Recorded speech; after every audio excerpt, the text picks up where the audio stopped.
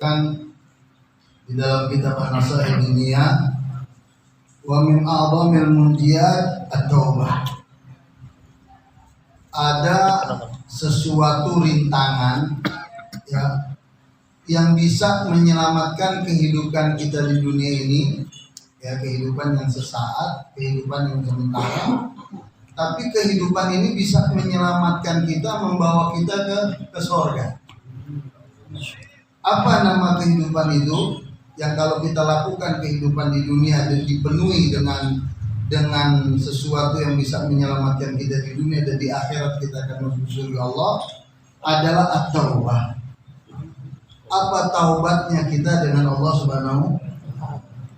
Sampai Nabi katakan di dalam hadis, at-taib minadz dzambi kama la dzamba. Orang yang dia bertobat, ya, maka sama saja seperti orang yang tidak pernah punya dosa. Tapi tobatnya harus dipenuhi dengan syarat. Nah, ada 3 daripada syarat taubat. Ya, yang pertama, ya, an-nadam, adanya penyesalan di saat kita bertobat dari dosa yang telah kita lakukan. Pertama itu penyesalan. Yang kedua, wan niyya alla ya'ud ila dzalik. Niat untuk kita tidak kembali lagi ke perbuatan maksiat tersebut sebisa kita. Dan yang ketiga, al-ighla' anil ma'asi. Yang ketiga, lepaskan semua diri kita dari perbuatan maksiat. Kita lepaskan diri. Karena pada hakikatnya itu maksiat menjadi pengganjal untuk kehidupan kita di dunia. Semua maksiat. Tidak dikatakan anak Bani Adam, keturunan anak Bani Adam ini tidak dikatakan mereka itu bahagia, tidak dikatakan mereka itu sukses, tidak dikatakan mereka itu senang kalau anak Bani Adam ini masih melakukan sesuatu yang dilarang oleh Allah Subhanahu wa taala. Enggak akan sukses. Karena kesuksesan yang ada di dunia itu sifatnya sesaat semua. Mau kenikmatan dunia yang berupa harta, mau jabatan, mau tata, macam itu semuanya sesaat kenikmatan yang ada di dunia. Enggak ada yang abadi. Karena Allah sudah katakan dalam Al-Quran, al-malu wal banu zinatul hayatid. Itu udah jelas. Mau bela. Ente mau cari pendapat siapa? Ente mau cari omongan siapa selain Allah? Ini udah jelas-jelas Allah bilang, harta kalian, anak keturunan kalian, ya, yang dimaksud harta di sini apapun yang bersangkutan dengan kehidupan dunia, baik itu tahta, harta, semuanya. Ini semua yang ada di dunia ini Allah sudah katakan, zinatun, perhiasan aja di dunia. Ya. Sebenarnya apa? Kita ini sifat manusia yang pertama apa? Wa yuhibbul mala hubban jam. Itu sifatnya manusia. Sifat saya. Anda nggak mau bilang sifat manusia, sifat saya. Kalau ente enggak. Sifat saya itu cinta sama harta. Jam, berlebihan. Itu sifat umum manusia. Cinta sama harta berlebihan, enggak ada. Orang ini kalau dia sudah masuk ke urusan dunia, enggak ada kata cukup dengan dunia. Enggak ada. Sama seperti orang dia belajar ilmu agama, enggak akan ada cerita adanya cukup itu. Kita kalau duduk mendengar, apalagi ada Roha Habib Umar di Istiqlal, ada kajian Fajar sekarang ini. Kita ini kalau duduk bersama orang-orang waliullah seperti itu, apapun ilmu yang kita punya, kita tuh nol. Kita nol, nggak ada apa-apa. Ya, artinya dua hal yang kalau kita lakukan ini nggak akan ada kenyangnya. Yang pertama mencari dunia, yang kedua sama mencari akhirat ilmu. Jadi itu sifat manusia. Ya. Kemudian famin a'dhamil munjiyat, dari yang paling sempurna, yang paling mulia, yang bisa menyelamatkan kita daripada akhirat itu, yang pertama taubat. Apa itu taubat? Ilallah ta'ala min jami dzunub. Kembalinya kepada Allah Subhanahu wa taala, ya, meninggalkan semua daripada dosa yang dilarang oleh Allah Subhanahu wa taala. Wa qad amara Allah azza wa jalla ibadu bitaubat.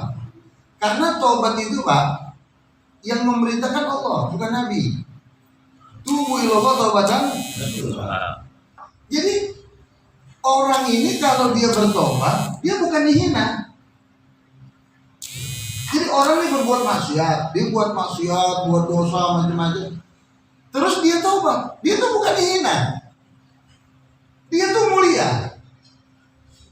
Makanya tidak ada dosa apapun yang dilakukan oleh umat manusia di dunia ini yang tidak diampuni oleh Allah. Semua dosa diampuni oleh Allah.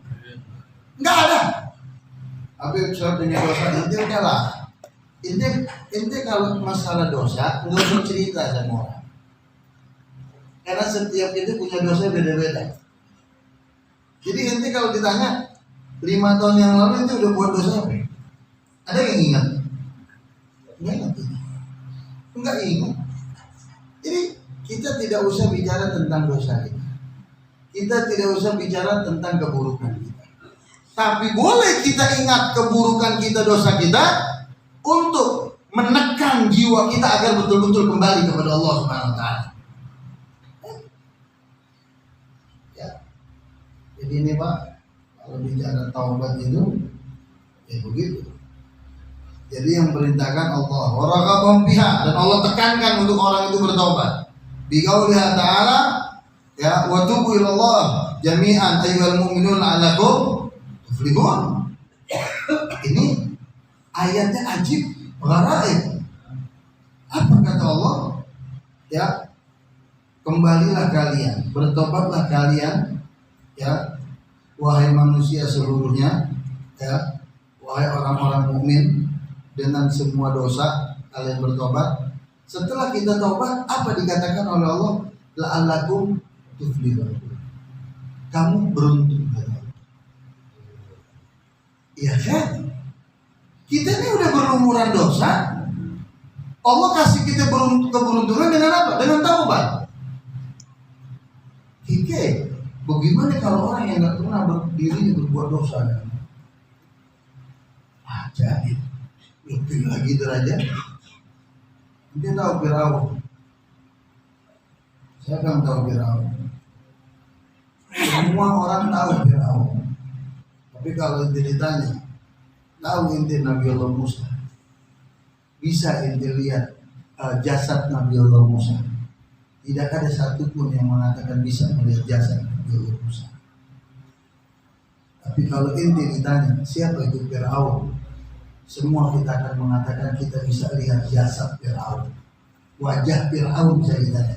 Intinya dari handphone ini buka dibuka, wajahnya Fir'aun diabadikan oleh Allah dalam Al-Quran. Kenapa Fir'aun ada, Nabi Allah Musa tidak ada? Bukankah Fir'aun itu yang mengejar Nabi Allah Musa untuk dibunuhnya Nabi Allah Musa? Kok Fir'aun ada, Nabi Allah Musa ada? Ini ceritanya panjang dalam Al-Quran. Kesimpulannya ibratan lin nadirin. Allah memberikan pelajaran kepada orang-orang yang beriman tentang diabadikannya wajah jasad Fir'aun itu, diabadikannya untuk kita yang hidup di akhir zaman setelah ratusan ribuan tahun. Ibratan lin nadirin, untuk kita mengambil ibrah pelajaran. Ya, ini Fir'aun. Ente tahu Fir'aun, begitu dia udah ngerasa dirinya punya segala-galanya, udah ana rabbukumul a'la, kata dia. Kata Fir'aun, aku ini Tuhan. Ada orang sekarang lebih kaya dari Fir'aun? Ada. Ada orang sekarang tiang rumahnya segede-gede alain dari emas. Fir'aun tiang rumahnya dari emas, ya. Fir'aun. Hasilnya apa? Jabatan ada sama dia, harta ada sama dia. Apa yang kurang dari Fir'aun? Fir'aun. sama dia. Tapi hasilnya apa? Oh. Hasilnya apa? Hina, sehina-hinanya, bahkan jasadnya diabadikan oleh Allah untuk orang yang telah berbuat dosa, untuk orang yang sombong, untuk mengingat bagaimana itu Firaun, agar dia mau kembali kepada Allah. Jangan sampai seperti Firaun. Ini Firaun begitu ingin membunuh Nabi Allah Musa. Saya tidak mau ceritanya, cuman keyakinan Nabi Allah Musa ini luar biasa.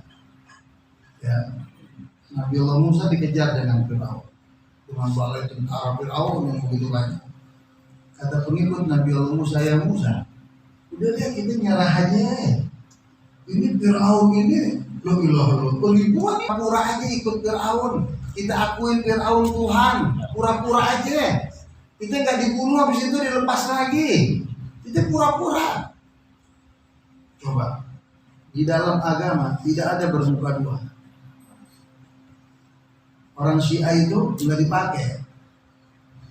Neraka di akhirat itu hanya ada dua, Abdullah. Ada surga sama nggak ada kan? Aneh mau di tengah-tengah aja deh.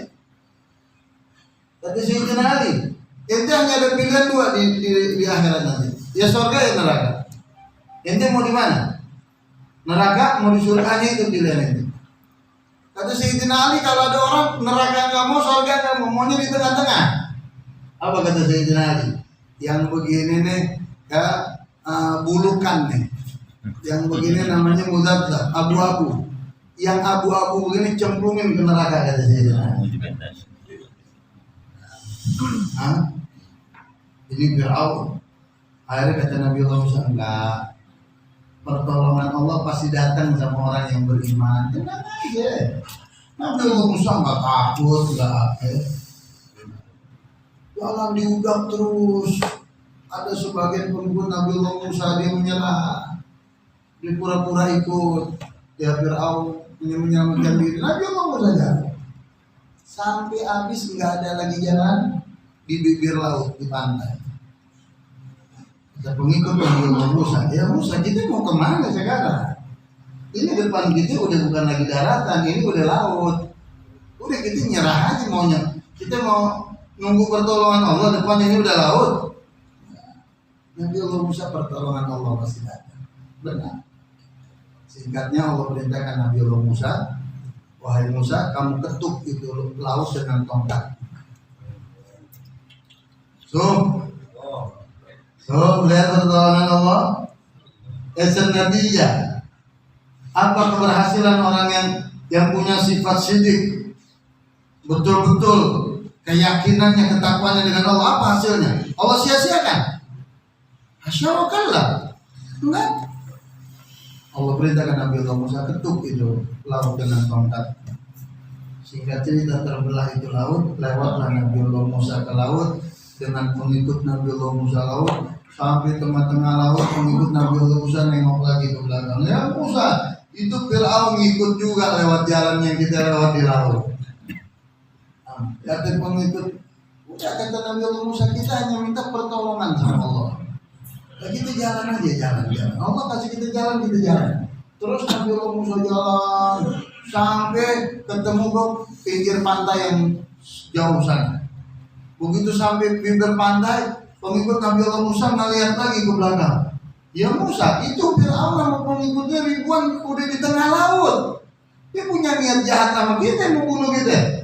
Kata pengikut Nabi Allah Musa, kamu ketuk lagi tuh tongkat laut, biar ditenggelamin sama Allah semua itu.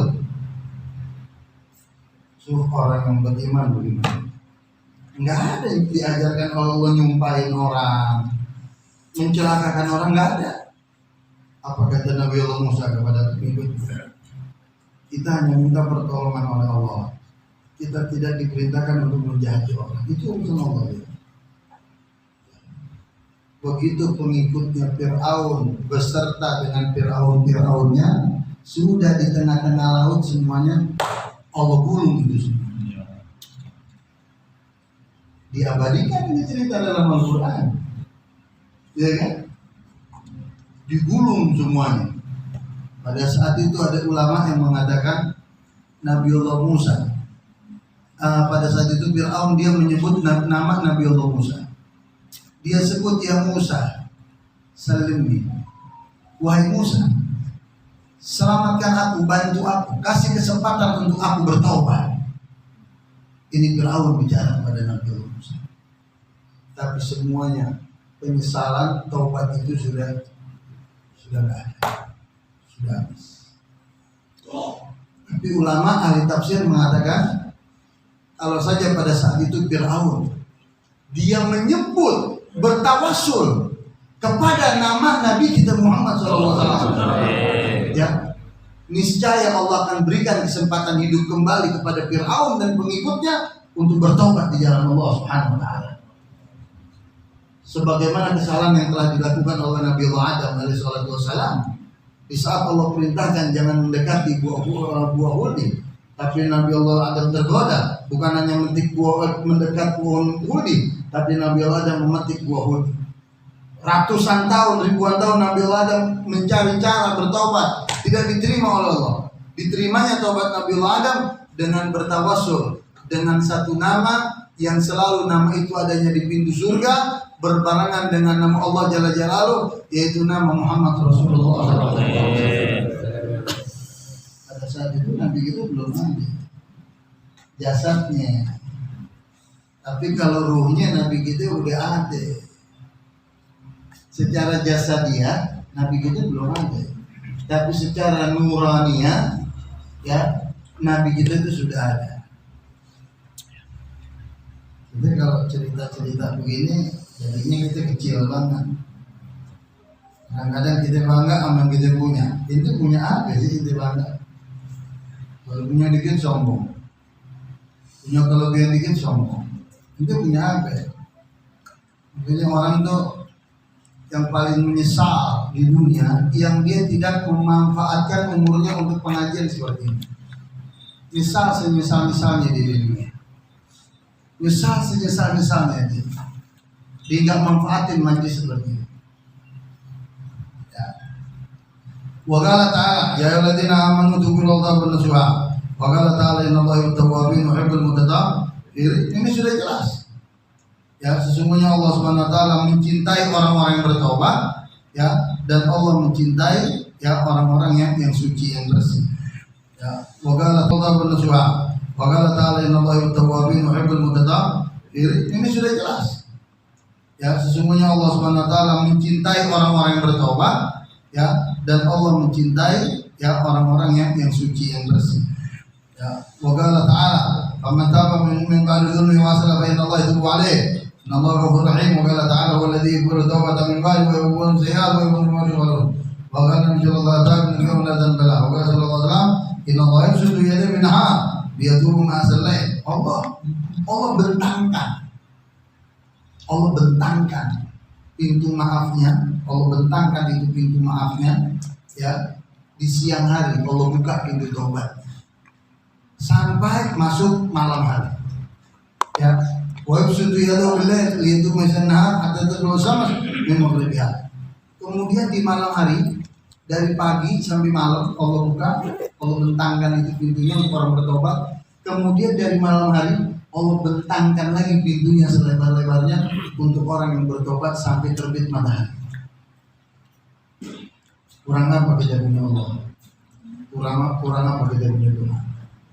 Membentangkan semua. Ya. Wa qala sallallahu alaihi nas tubu ila Allah rabbukum al-mut wa badiru bil amal salih. Qabla tusilu wa asulul ladzina bainakum baina rabbikum dzikrukum lahu. Nah, Nabi juga katakan, wahai manusia, kembalilah kalian kepada Tuhan kalian, ya, sebelum kematian tiba menjemput kalian. Kan ada tuh lagu siapa itu? Akan datang ajal tiba, ya, sebelum itu lagu suara-suara. Krisa apa itu lagunya, ya? Saya kadang-kadang ada lagu begitu, kalau lagi di mobil saya sekali lagi dengar itu lagu yang tua hati. Jadi kita kalau dengar apapun nggak usah mau itu dari artis ke dari apa, dari binatang kita bisa paham dengar omongan binatang baik, kita pakai itu. Ada cerita Sayyidina Ali bin Abi Thalib, dia lagi naik kuda, Wah, ada orang lagi mabuk. Orang mabuk ngeluarin syair. Orang Arab itu syairnya jago-jago. Dia bicara syair. Ngomong syair. Begitu saya lagi naik kuda, dengar syair itu, berhenti Sayyidina Ali. Tadinya didengar di atas kuda. Oh, ini luar biasa syair-syair pengagungan kepujian kepada Allah. Begitu Sayyidina Ali ingin mencatat omongan orang itu, Sayyidina Ali turun dari kuda. Dia duduk, dia dengerin omongan orang mabuk tentang syair itu. Dia catat. Kata Sayyidina Ali, inilah bagian cara untuk kita mengambil manfaat daripada kebaikan. Tidak boleh di atas kendaraan, tapi harus turun dari kendaraan. Masya Allah, Sayyidina Ali punya ilmu. Kalau kita gimana? Wabatul ulama, dan jangan ditunda ngerjain amal yang baik. Jangan tunda-tunda ngerjain amal yang baik. Ya, sebelum kita sibuk. Ini pengajian subuh, udah gitu subuh hari libur, kan enak banget. Minggu hari libur, terus ente pura-pura sibuk. Ya akhirnya ente sibukin apa ini? Tapi kalau orang yang udah istiqomah seperti antum ngaji begini, kepala jadi kaki, kaki jadi kepala, tetap datang subuh. Karena kenapa? Sudah merasakan nikmatnya. Kan yang belum ya susah. Dan dekatkan diri kalian kepada Allah Subhanahu wa taala dengan cara kalian berzikir. Kemudian yang disebutkan di akhirnya, innallaha ta'ala yuqbilu taubat 'abdin ma lam yughargir. Aitam lughuru bil khulqum hina al-maut. Wa qala sallallahu alaihi wasallam Allah alaihi. Kemudian Nabi katakan hadis, innallaha yaqbalu taubat 'abdin ma lam yughargir.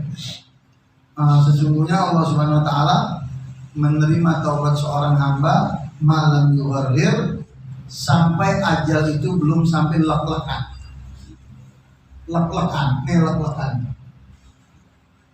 Jadi kalau orang dia sehat taubat, alhamdulillah.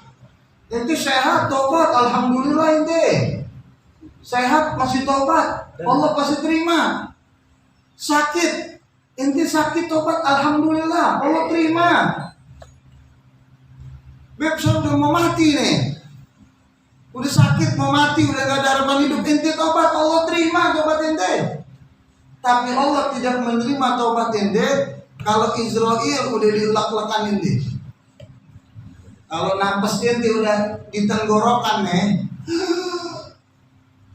waktu nazar, udah nazar, itu udah gak ada pintu taubat, gak ada pintu taubat, ditutup pintu taubat. Udah habis, udah disini aja. Tapi kalau cuma susah, makanya jangan gitu dong. Wabib saya punya dosa, itu nggak ada dosa yang nggak diampunin sama Allah. Satu dua yang nggak diampunin sama Allah. Satu, asyirku billah, itu menyebutkan Allah. Ini yang pertama.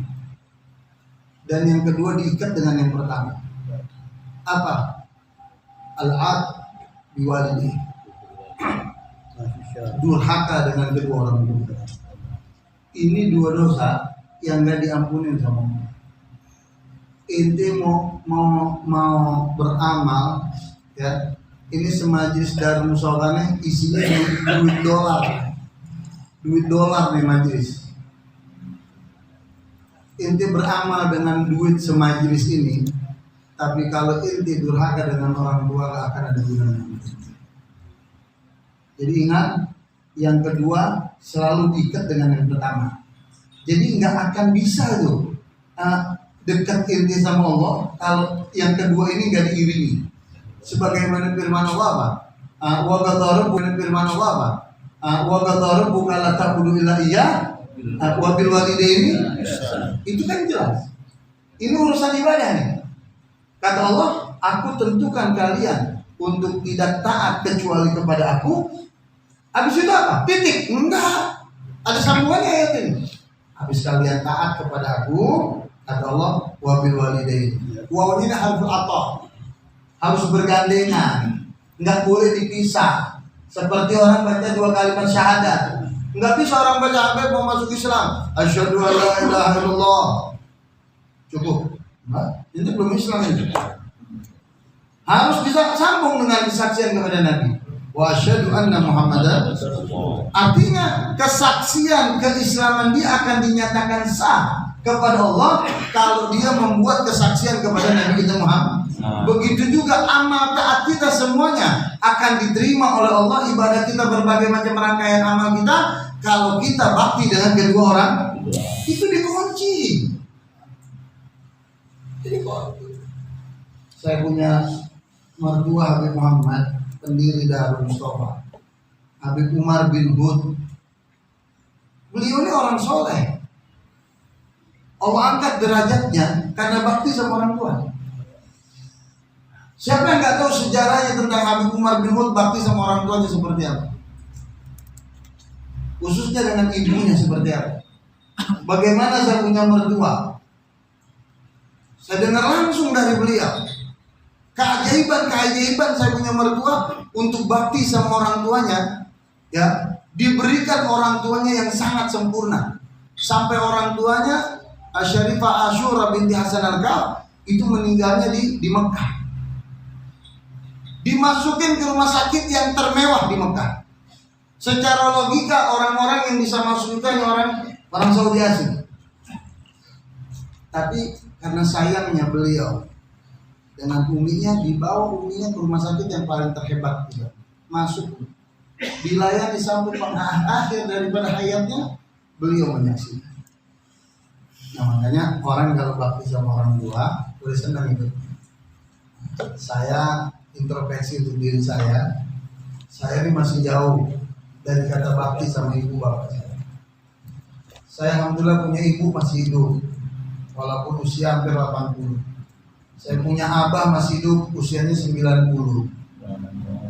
Walaupun saya ini kadang saya jatuhkan untuk diri masih kurang, Pak. Nah, tapi kalau ditanya orang yang sudah nggak ada ibunya, tanya Habib Abu Bakar, tanya Habib Soleh, tanya Habib Abdullah, yang lain tanya yang udah nggak ada ibunya, tanya. Sesenang apapun yang ente punya di dunia, sesenang apapun yang ente punya di dunia, tapi nggak akan ada rasa sama di saat ente memberikan sesuatu lalu orang tua senang.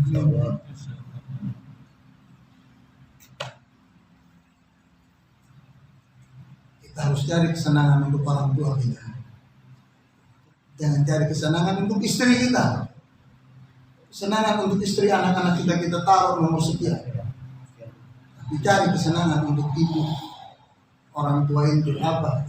Umi itu dicari kesenangan yang benar. Rabbi fa'alna wa ta'ala. Wa dinal husna wa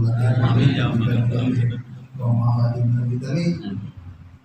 Sallallahu alaihi wasallam.